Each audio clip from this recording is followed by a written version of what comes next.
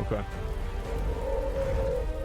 Hey everyone, and welcome back to another Warcraft lore video. Today we've got so much to talk about. Wrathion has been traveling the world seeking knowledge, and we have just found his journal pages. They contain so much knowledge with deep implications for the lore that could foreshadow future plot lines in the game. Final boss confirmed. It might Wait, even what? shine both Mechagon and Medivh in a new light. What but that's the not fuck? all that you can shine in a new light. You see, our man Wrathion, he is a black dragon, and you can learn about the origins of his kin through Dawn of the Aspects for free on today's sponsor, Audible. You know Audible, they've got audiobooks nailed. They give you one per month, it's yours to keep forever, and you can get your first audiobook free with my link.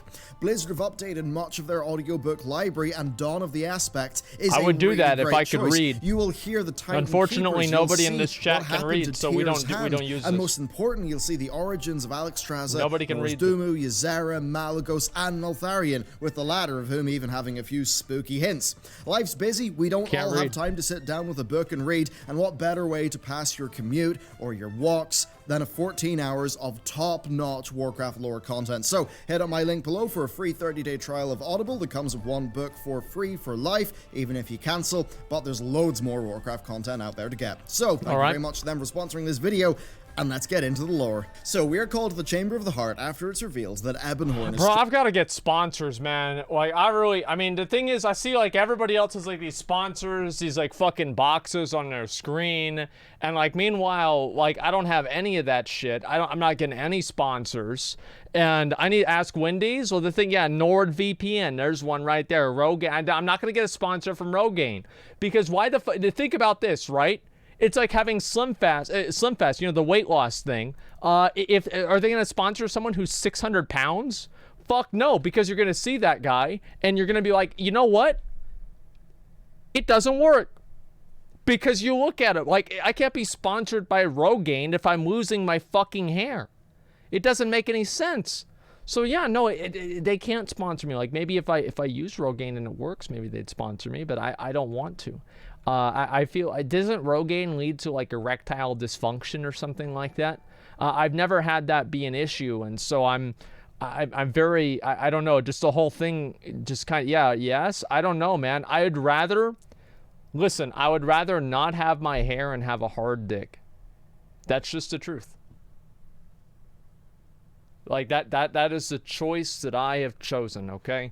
Like, I cannot have my hair, it doesn't matter. But, I mean, no, I'll tell you guys, like, because, like, both of them are confidence things. Because, like, well, you're like, being able to have your hair, but, like, if you know you've got just, like, this floppy fucking fish in your pants, you know, and it's just not that great, you're gonna go into everything with a diminished sense of self-esteem. And I'm not gonna deal with that, man. I'm just fucking not. Let's get back to the video. Struggling with Old God Whispers. Kael'gos sends us off in search of Wrathion because he suspects that Wrathion might have more information. Of course, Ebonhorn is one of Wrathion's few fellow black dragons, and it's also known that Wrathion has been out searching the world for knowledge. Perhaps Kael'gos even knows more than we do. Anyway, we set off to Pandaria, and we head to the Tavern of the Mists. After defeating two peeking N'Zoth eyes, we get some more information from Wrathion's guards, left and right, and they let us read a part of his journal, and then they point us to Blackwing Descent, the next place for us to go. And with the spooky eyes watching, it's pretty clear to everyone involved that N'Zoth is also hot on Wrathion's trail. So let's examine this first journal page that we are given. It is page 7, Chandrilar. Now, Wrathion I fucking hated that rep, man. Of all the reps, I hated Shandalar. It was the worst. 5 years ago. The Chandrilar are a sect of Highborn who resided in Elder Thalas, a Night Elf city that is now known as Dire Maul.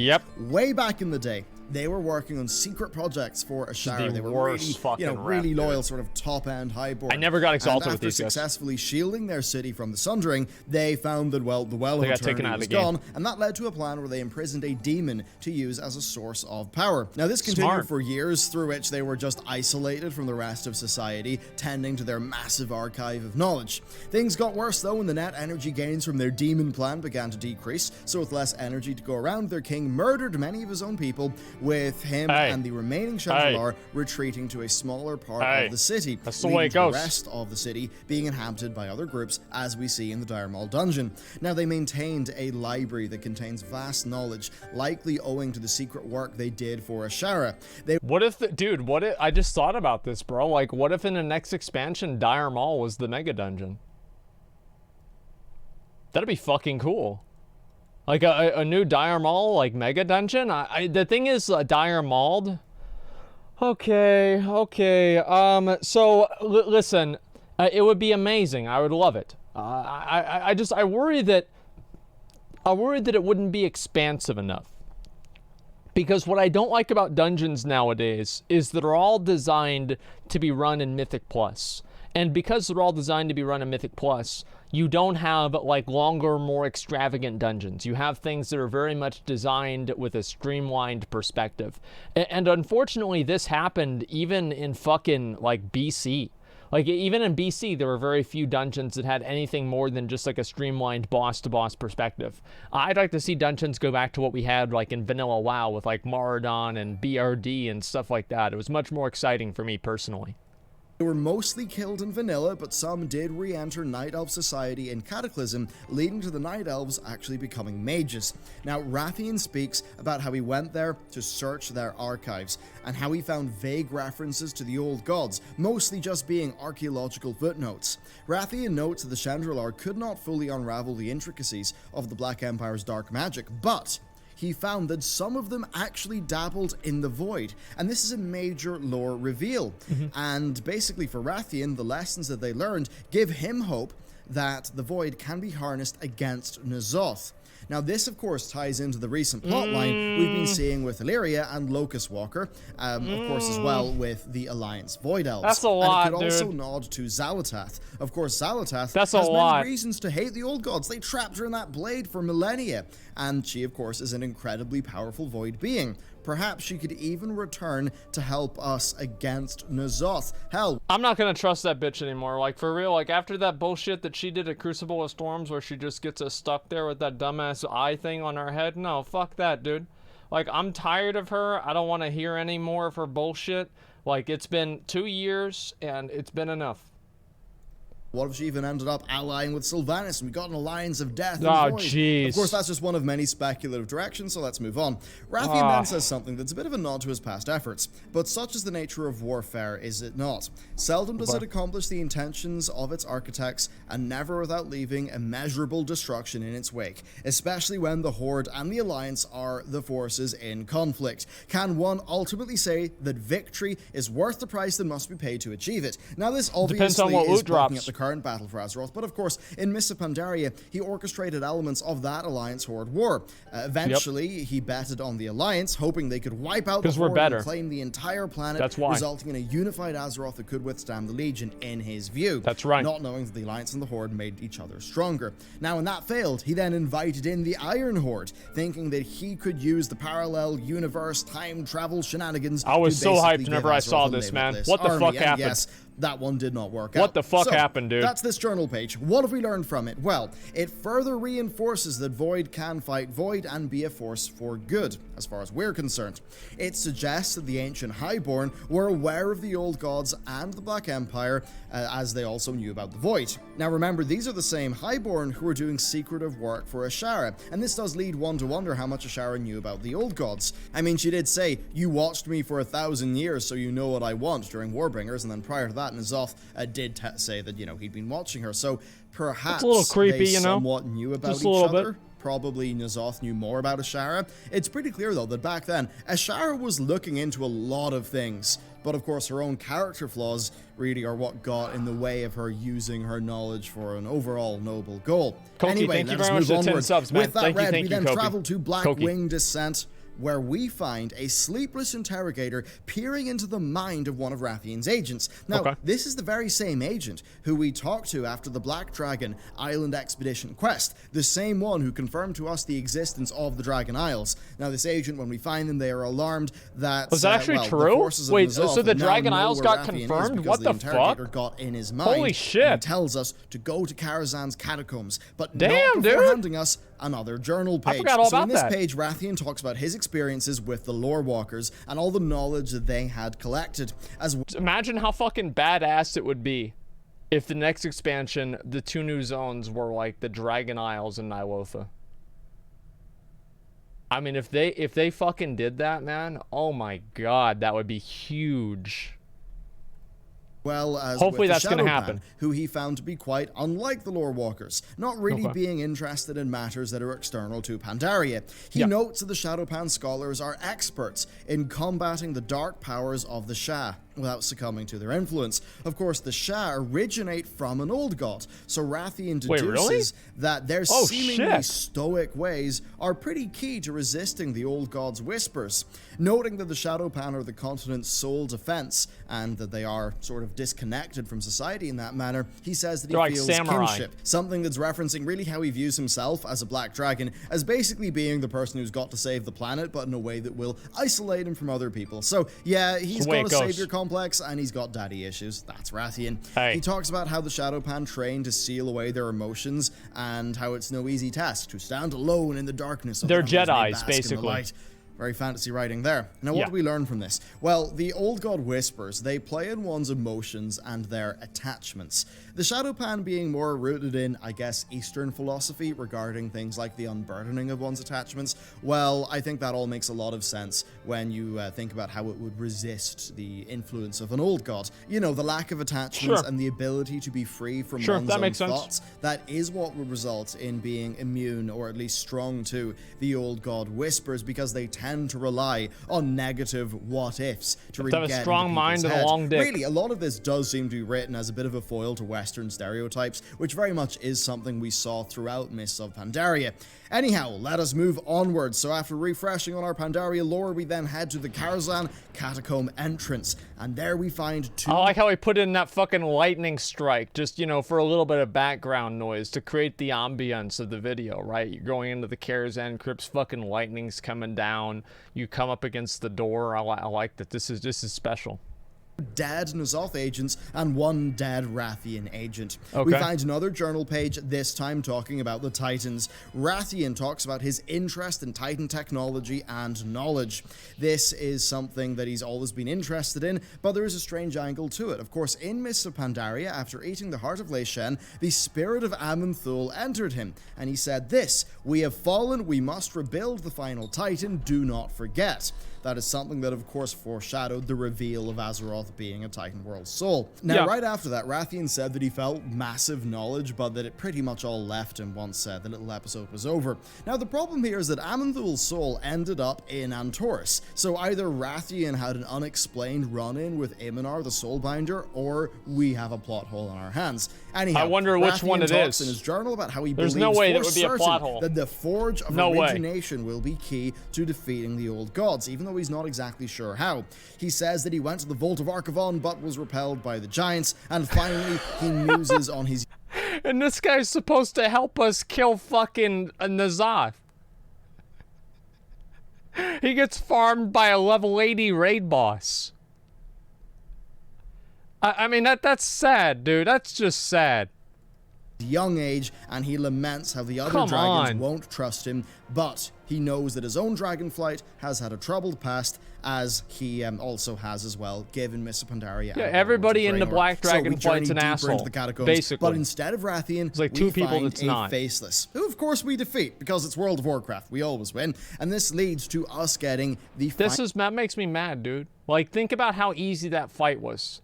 Like, this fight could be badass. Imagine if, like, you get to this point, and this is, like, a Mage Tower level encounter. And, like, maybe not Mage Tower, but it's pretty hard to do, and, like, you have to have good gear. And if you complete it, you get, like, the fucking page, and it gives you, like, I don't know, like, 20,000 AP or something like that. It would be amazing, dude. Like, all they have to do is make the content harder and give it better rewards, and people are going to enjoy it more. Like, it's really just that simple. Making everything easy so every single brain-dead moron that plays this game is able to complete the entire questline without even opening their eyes hasn't been doing the game any fucking favors. Final journal piece page 58. This page details his excitement with Karazhan and its knowledge, and that by using that knowledge, he has been able to create a tonic that cleanses old god corruption and silences their whispers. So that's pretty darn major, isn't it? Pretty easy. Now, what's more interesting to me is that he learned a lot more, though, from talking to Medivh's spirit. And they talked about Medivh's struggles under Sargeras, which led Wrathion to wonder what his, father, I guess, what Neltharion's experiences were like as he was succumbing to madness. Medivh spoke about how he returned to the mortal realm and guided civilizations toward defeating the Legion, speaking of how he forged a new legacy. And this is when Wrathion realizes that maybe this is what he wants. Maybe he wants to make amends for the mistakes of himself and his forebears, to have the Black Dragonflight actually fulfill their original mission, to defend Azeroth. Wrathion then writes directly to the player, yes, to you. He tells us that he left these pages with his agents so that we may have them. And he ends it this way: rest assured that when the time is right, you will have my aid in the fight against ZOTH, in the true battle for Azeroth. Yep. That's fucking badass. The title of the expansion in the expansion. That's fucking badass. I love that, dude. Well, that was actually really, really good. And I hope that, like, Wrathion is actually an important part, but, I mean, after getting repelled by the Vault of Archivon, not good. Mother, who scans them before destroying them. Good. And we are able to save Ebonhorn using Wrathion's tonic, leaving us with a lot to think about and a lot to speculate on. This is going to be exciting. The final boss of BFA. This suggests that ZOTH could be the end boss, as Wrathion does say that ZOTH is the true battle for Azeroth, and this is Battle for Azeroth. Him talking about the Alliance and the Horde warring is certainly interesting, especially when combined with what he learned from Medivh. Perhaps, when the time is right, Wrathion will return and advocate for the end of the faction war, sort of as Medivh did back in the day, leading into a ZOTH-focused patch 8.3. This could happen, but it will massively depend on where the war campaign of 8.2.5 leads us. Now, while it may be Wrathion's plan, that does not mean that he will succeed in his plan, of course. But there's a lot more. We also learned that it's possible to create an old god corruption cleansing tonic. Now, we don't know how it works exactly, but Wrathion clearly does, because he was able to make it. Perhaps by furthering his research into the mechanics by which this tonic works, we'll be able to find out a more fundamental way to combat the old gods. I hope they do this in, like, 2 expansions, because I feel like if they wrap the whole thing up in BFA, it's going to be rushed. It's kind of like how whenever we went to Argus, I wish Argus was like half of the expansion rather than like a third or like a fourth of the expansion. Because like if we had gone through and there was like more interaction with the Titans, I don't know, I would have appreciated that more. Like in my mind, Tomb of Sargeras did not really have to happen. Trial of Valor did not really have to happen. And now, obviously, in the lore it did, and same with Emerald Nightmare, in the lore it did. But I would have rather them focus on making the content around, like, that core story. And I would have liked if Argus was a bigger part of the story. I would have liked that they made Argus bigger in general. It was only 3 zones. Argus is supposed to be a whole planet. Like, why are we not getting, like, basically an expansion-sized, like, area? Like, why the fuck not? I don't know. I was kind of disappointed about that. Although until then, maybe Shadowpan, like Zen and Discipline, will be our best defense.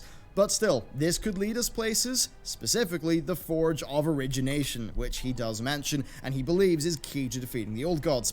Now, the Forge was a key plot point in Cataclysm and Wrath of the Lich King. Originally, the lore was that if activated, it would re-originate the planet, and that would destroy all life and bring it back to its original state. Kind of reminds me of the Halo rings. Now, when Algalon was called down to Ulduar, he deemed Azeroth far too corrupted and attempted to activate the Forge of Origination, but in defeating Algalon in Ulduar, we were able to prove that we had a chance to actually save ourselves from the corruption, and we proved that his mathematics were flawed, his calculations were wrong, because he thought himself invincible to us.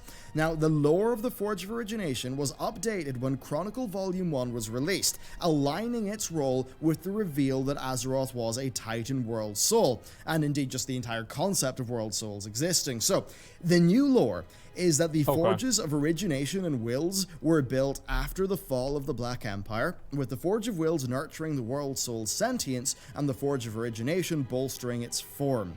Should Azeroth fall to corruption, though, the Forge will activate, destroying all life on the planet. So, Wrathion could try to, well, re-originate the planet using the Forge. That would be a level of extremism, though, that Wrathion seems to have left behind. I would maybe speculate that he might attempt to use it to undo the Curse of Flesh or something like that. Maybe that would mirror what King Mechagon wants to do with the Mech Originator. Alternatively, though... That's actually, like, probably one of the smartest things I've ever heard Bellular say. So what if they actually do that? And, like, Wrathion's solution is to activate the Forge and remove the Curse of Flesh, effectively killing everyone. To stop the old gods. That'd be actually like a really, really interesting... I don't know, would that be too much of a parallel to Sargeras, though? Because that's kind of like his same line of thinking as well. Yeah, literally... yeah, I don't know. It's basically like Sargeras, though. Sargeras thought of it first, exactly. Robot should live. Yeah, it'd be King Mechagon in the same way. Do that. So, yeah, they could do that. Wrathion actually succeeds in activating the Forge, killing every single player, and then WoW 2 happens. Boom. There it is. It'd be like the Big Bang. I think this is maybe what he'll try to do. I think Wrathion might try to use the Forge of Origination in conjunction with whatever drives this anti-Old God tonic. Indeed, if the entire purpose of the Forge is to protect the World Soul of Azeroth and to bolster its form, maybe he could use that in conjunction with that tonic. What if that's why we go to the Shadowlands? Because everybody dies. Corruption. Going deeper into this tonic is going to be very interesting indeed. You see, Wrathion found this in, like, Tomes of Knowledge in Karazhan. Well, in patch 7.1, Medivh tells Khadgar that he can't fight the Legion because he's got to go and do other things. Medivh then flies off to the Twisting Nether. Oh, yeah, he's got to be a bird. If he's not fighting the Legion, he's probably doing something Void-related. Now, after Legion, Khadgar then returns to Karazhan to confer with Medivh and also to search the Karazhan library for clues to defeating the Old Gods. So, what did we just find out? Well, we just found out that Wrathion also searched the Karazhan library, and he was able to figure out this anti-Old God tonic. So what if Wrathion and Khadgar came upon the same information, or just were looking for the same information?